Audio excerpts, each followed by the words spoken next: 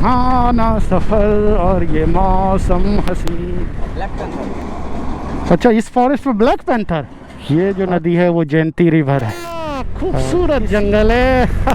देख कर elephant crossing zone कर मन खुश हो गया।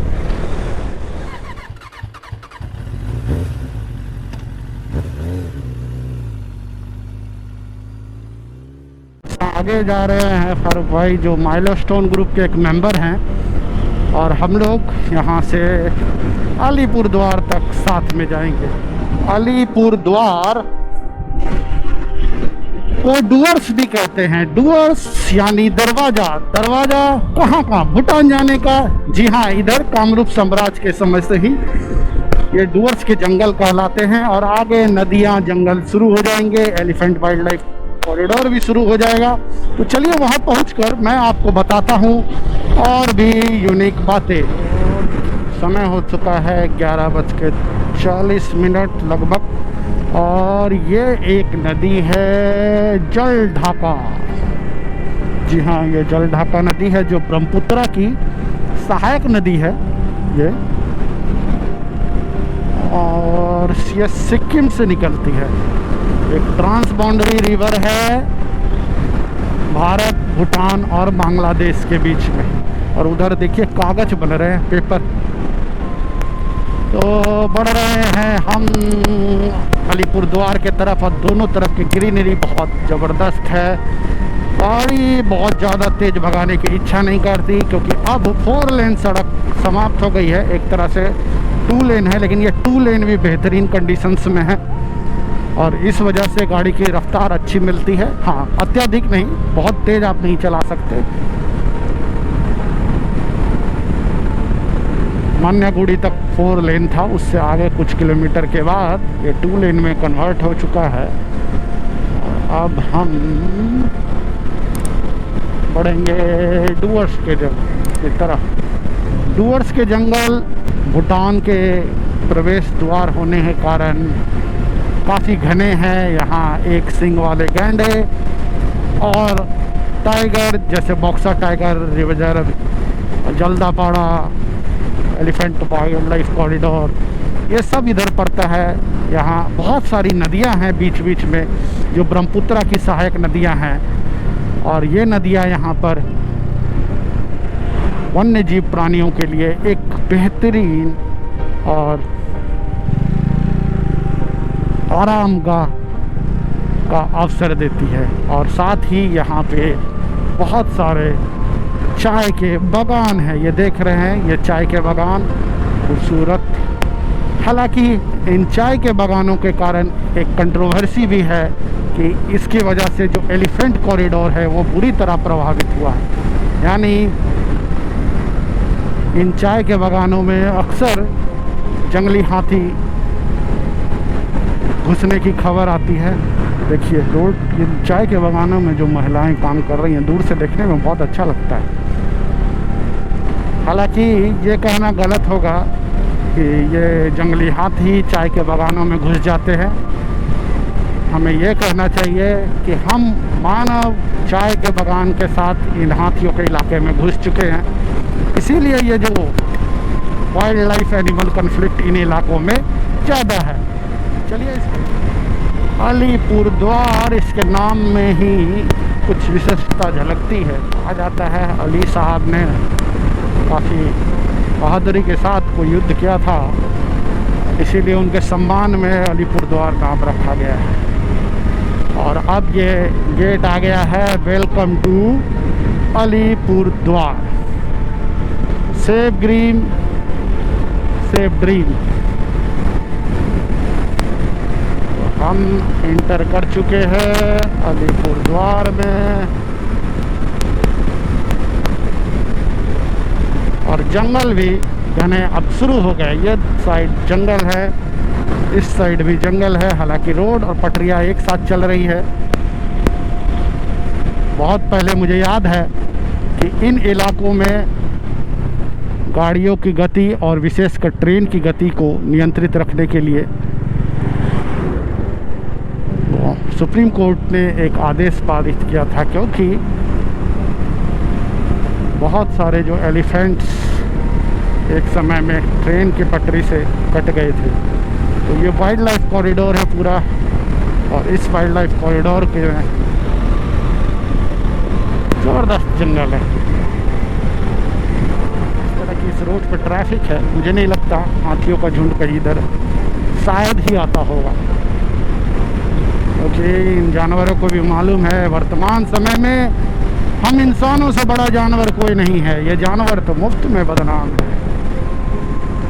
और इसीलिए मुझे रोड ट्रिप बहुत पसंद है, यूनिक, बहुत कुछ सीखने को, बहुत कुछ जानने को मिलता है।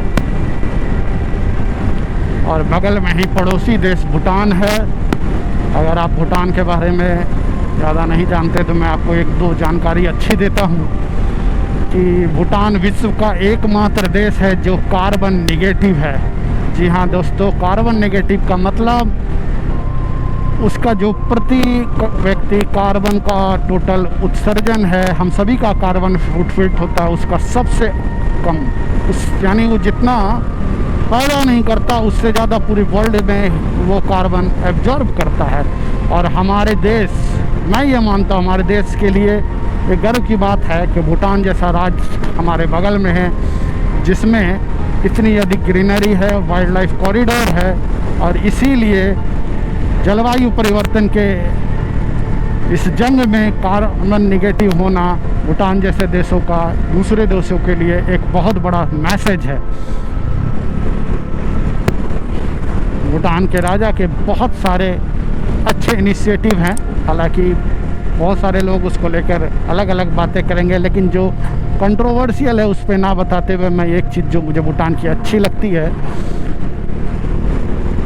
भूटान में लोगों की या राष्ट्र की जो इनकम है वो GHI ग्रॉस हैप्पीनेस इंडेक्स, ना कि GDP पे डिसाइड की जाती है। यानी लोग कितने खुशहाल हैं उस पर निर्भर करता है। और हम एक तरह से देखा जाए तो पड़ोसी देश राष्ट्र भूटान से सीमावर्ती ही इलाके में ही चल रहे हैं। एक तरफ बांग्लादेश है और एक तरफ भूटान, और बीच में ये सड़क चल रही है। हालांकि ये बांग्लादेश, ये भूटान, ये भारत, ये प्रकृति और ये जीव जंतु कभी नहीं मानते, सारा जहां उनका है, जहां मन होगा वो उधर घुसेंगे। और जंगल कितने घने दिखते हैं रोड से ही, जब ये रोड किनारे के जंगल इतने घने हैं तो आप अंदाज़ा लगा सकते हैं अंदर के जंगल कितने घने होंगे।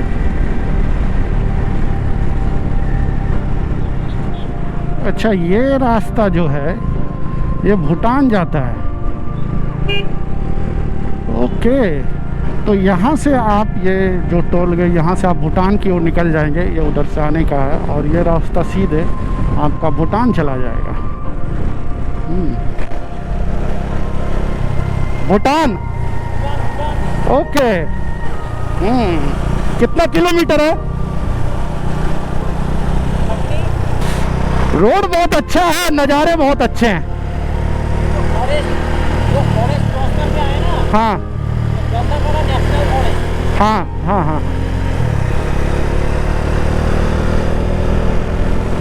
और पूरे चाय के बागान, और वो फॉरेस्ट डिपार्टमेंट के गार्ड रह रह के पेट्रोलिंग भी करते हैं।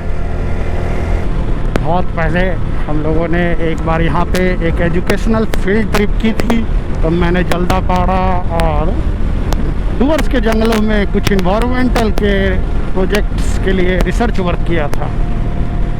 वक्त की बात है, कहाँ से कहाँ आ गए। और इसीलिए विश्वास मानिए, मुझे पूरे वर्ल्ड में अपना देश भारत सबसे यूनिक लगता है। यहाँ की विविधता, यहाँ की संस्कृति,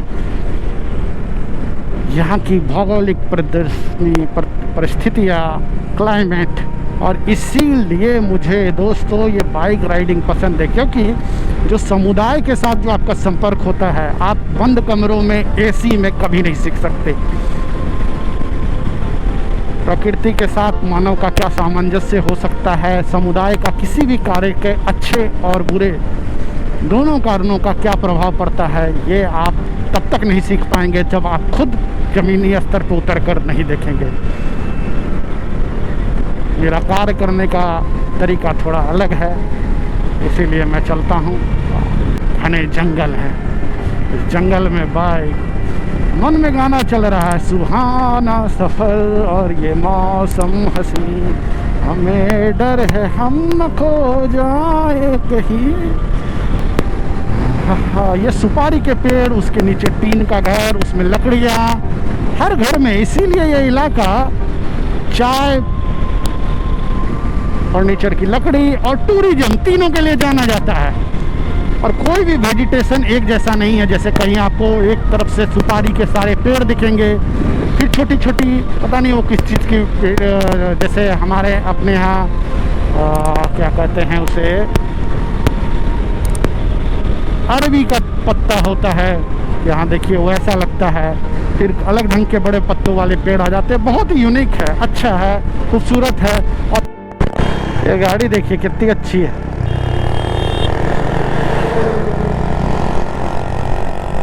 धागा फंसा हुआ है। काफी पुरानी है लेकिन अच्छी है। गाड़ी से देखिए, इस मालूम है कि गाड़ी पुरानी है लेकिन उसके प्रति प्यार देखिए, अभी तक यूज कर रहे हैं। ये चीज़ें हैं ना, कभी अलग नहीं होती। चाहे आपके पास कोई भी, आपकी पहली बाइक आपको हमेशा याद रहेगी और आपको लगेगा कि उससे अच्छा कोई सा बाइक नहीं होगा, चाहे आप उसके बाद कितनी भी बाइक खरीद लें। Elephant crossing zone, black panther. अच्छा, इस फॉरेस्ट में ब्लैक पैंथर, अच्छा। और ये फॉरेस्ट लगता भी काफ़ी घना, ज़बरदस्त। पानी कितना साफ है ना। तो फारूक भाई बता रहे हैं ये जो नदी है वो जयंती रिवर है, और इसी जंगल में ब्लैक पैंथर और हाथी भी पाए जाते हैं। देख रहे हैं काफ़ी दिन से यहीं से दिख रहा है। जगह जगह लिखा हुआ है warning caution elephant crossing zone, यहाँ रुकना नहीं है। लेकिन एक चीज़ समझने की ज़रूरत है कि आखिर यहाँ पे इतना ह्यूमन वाइल्ड लाइफ कन्फ्लिक्ट क्यों है। भूटान के पहाड़ियों से बहुत सारी नदियाँ, तिस्ता से लेकर ब्रह्मपुत्रा के बीच में बहुत सारी सहायक नदियाँ इस इलाके से गुजरती हैं। और यहाँ का जो क्लाइमेटिक कंडीशन है, वेदर कंडीशन है, वो यहाँ के फॉरेस्ट को डेंस बनाता है। तो जंगली जानवरों के लिए ये इलाका बहुत अच्छा होता है। जो एनिमल्स हैं जो एक तरह से एक्सटिंक्ट होने वाले हैं, उनका भी, जो हाथी, वाइल्ड एलिफेंट्स, फिर लेपर्ड, ब्लैक पैंथर, बहुत सारे इन इलाकों में आपको अलग अलग फॉरेस्ट मिल जाएगा। जैसे बॉक्सर टाइगर रिजर्व है, उधर जयंती है, बहुत सारे यहाँ पे रिजर्व्स हैं। और इन रिजर्व में आपको अक्सर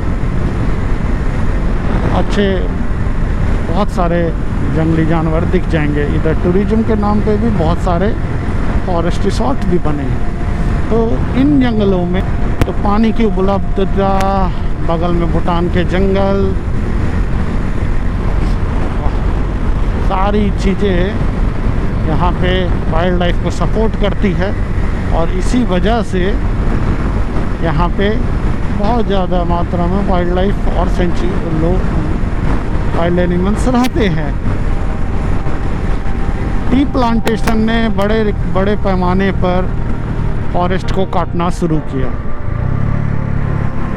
हालांकि चाय के बारे में कहा जाता है कि इसकी पहली खेती चीन से यहाँ आई और आज भारत विश्व का सबसे बड़ा चाय का निर्यातक है। तो चाय के बागान बनाने के लिए बड़े पैमाने पर जंगल काटे गए और जंगलों में देखा जाए, ये देखिए यहाँ आपको मंकी देखिए, बंदर, ये एज इफेक्ट। तो चाय के बागानों के लिए जो बड़े पैमाने पर जंगल काटे गए, उसका परिणाम ये हुआ कि चाय के बागान में जंगली हाथी, तेंदुओं, इनका घुसना शुरू हो गया। या ये कहें हम मानव उनके रास्ते में आ गए, उनके शेल्टर्स में घुस गए। तो जब हम वहाँ गए तो उन्होंने स्वाभाविक रूप से हम पर हमला किया, तो हमने उसको एनिमल वाइल्ड लाइफ कन्फ्लिक्ट का, ह्यूमन वाइल्ड लाइफ कन्फ्लिक्ट का एग्जाम्पल दे दिया। लेकिन सच पूछिए तो इसमें जानवरों की कोई गलती नहीं, गलती है इंसानों की। बढ़ते लालच में हम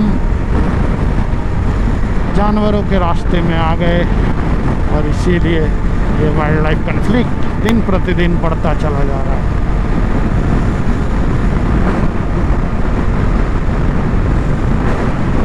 वाह, सुंदर नज़ारा, एक साथ इतने पक्षी उड़ रहे हैं। देखिए सामने से पार करेंगे, ये शानदार इलेक्ट्रिक फेंसिंग की हुई है पूरा, घने जंगल है।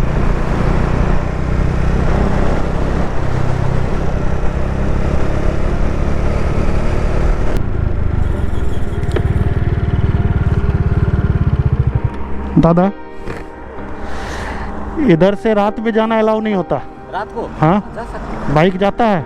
अच्छा, और ये फेंसिंग किसके लिए है? हैं। ये सब यहाँ पे राइनो निकल जाता है ना, और बाइसन निकल जाता है, गौर।